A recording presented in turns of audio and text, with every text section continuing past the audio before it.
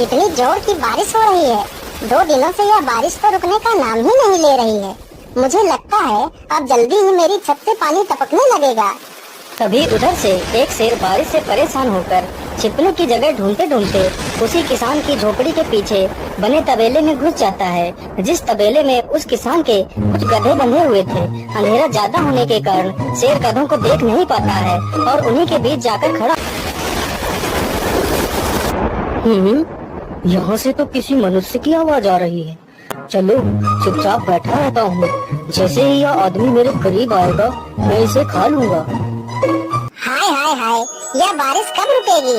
ऊपर से यह टपका भी आ गया। अब मैं क्या करूं? इस टपके से कैसे बचूं? इतना तो डर मुझे शेर और बाघ से भी नहीं लगता है जितना डर मुझे इस टपके से लगता है। अरे यह टपका कौन है? मुझे लगता है यह टपका तो मुझसे भी ज्यादा खतरनाक है। अभी तो यह आदमी शेर और बाघ से ज्यादा इस टपके से डर रहा है। चलो जल्दी से मैं यहाँ से निकल लेता हूँ, नहीं तो कहीं टपका ने मुझे देख लिया तो मेरी खैर नहीं है। ओहो, अब मैं इस टपका से कैसे बचूं? चलो जल्दी से मैं अपनी मौसी के घर चला जाता हूँ।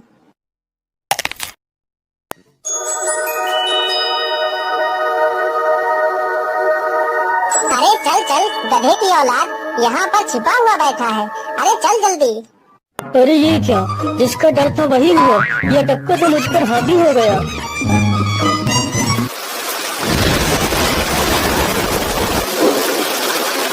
कैसे बचूं, कैसे बचूं? इस टपका से मैं कैसे बचूं? हे भगवान मेरी सहायता करो, मुझे इस टपका से बचाओ। मैं आज के बाद किसी प्राणी को नहीं मारूंगा, मैं मांसाहार छोड़ के शाकाहारी बन जाऊंगा। भगवान मेरी रक्षा करो। शेर को दौड़ते दौड़ते रात से सुबह हो जाती है।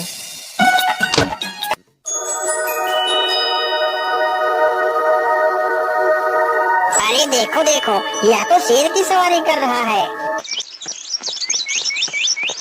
अरे शेर भैया, तुम इतनी जोर जोर से भागते हुए कहाँ जा रहे हो? आप तो बहुत डरे हुए लग रहे हो। आप तो जंगल के राजा हो, आपको किसका भय है? टपका, वो टपका मेरी जान के पीछे पड़ा है। अरे शेर भैया जरा मुझे बताओ, वो टपका है कहाँ? अरे भालू भैया, वो टपका मेरी पीठ से उतरकर उस बरगद के पेड़ पर चढ़ गया है। उसने मुझे रात भर खूब दौड़ाया है। वो तो भगवान का शुक्र है कि मैं जिंदा बच गया। चलो शेर भैया, मुझे उस टपके के पास ले चलो, जरा मैं भी तो देखूं आखिर ये टपका है कौन। अरे नहीं भालू भाई, बड़ी मुश्किल से तो मेरी जान बची है। मैं अपनी जान फिर जोखिम में नहीं डालूंगा। तुम्हें जाना है तो जाओ। अच्छा ठीक है शेर भाई, तुम यहीं रुको, मैं अभी बरगद के पेड़ पर देखकर आता हूँ आखिर ये टपका है कौन। जाओ जाओ बच्चों, जब वो टपका तुम्हारे ऊपर हावी होगा तो पता चलेगा। अरे कहाँ है यह टपका जिसने राजा जी की हवा टाइट कर दी? चलो इस पेड़ पर चढ़कर देखता हूँ। अरे बाप रे बाप, शेर क्या अकेला कम था, जो भालू भी आ गया। मुझे लगता है कि आज मेरी मौत निश्चित है। भालू पेड़ पर उल्टा होकर चढ़ने लगता है। तभी किसान और तेज से कांपने लगता है।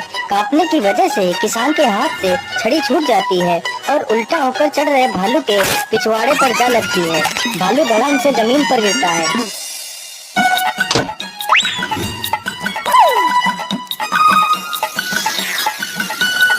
मुझे लगता है अब शेर और भालू दोनों भाग गए हैं। चलो अब जल्दी से यहाँ से निकल लेता हूँ। सारे राज्य में यह बात फैल गई कि हरिया किसान बहुत ही बहादुर है और वह शेर की सवारी कर लेता है। धीरे धीरे यह बात राजा तक पहुँच गई। महाराज, क्यों न हम पड़ोस के गांव से हरिया किसान को बुलवा लेते हैं। वह बहुत ही बहादुर है। उसके बहादुरी के चर्चे तो पूरे राज्य में हैं। मुझे पूरा विश्वास है वह इस काम को जरूर कर सकता है। वह इस दुष्ट शेर को जरूर पकड़ लेगा। सैनिकों, हरिया किसान को आदर पूर्वक हमारे दरबार में पेश किया जाए। तुम्हारी बहादुरी के बहुत सारे किस्से सुने हैं, तुम बहुत ही बहादुर हो, इसलिए मैं तुम्हें उस शेर को पकड़ने की ये जिम्मेदारी सौंपता हूँ। अरे बाप रे बाप, उस बार तो मैं शेर के हाथों बच गया था, लेकिन इस बार मैं नहीं बचूंगा। अगर मैंने महाराज को सच सच बता दिया तो झूठ बोलने के जुर्म में मुझे फांसी पर ही चढ़ा देंगे। अरे हरिया, तुम मन ही मन क्या बड़बड़ा रहे हो? कुछ नहीं महाराज, कुछ नहीं। राज ने भी मुझे कैसी दुविधा में डाल दिया है। क्या करूं, क्या करूं? हाँ, मिल गया।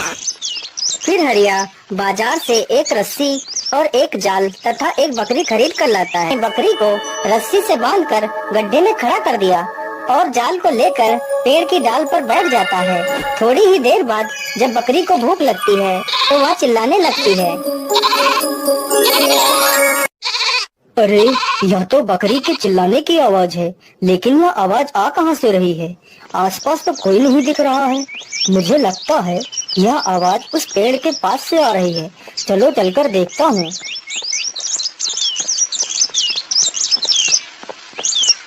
अरे वाह, आज तो शिकार मेरे पास खुद चलकर आ गया। शेर तुरंत ही बिना देर किए हुए गड्ढे में छलांग लगा देता है। तभी किसान तुरंत ही बकरी को ऊपर खींच लेता है और जाल को गड्ढे के ऊपर गिरा देता है। शेर गड्ढे में ही फंस जाता है। यह देखकर गांव के सभी लोग बहुत ही खुश हो जाते हैं।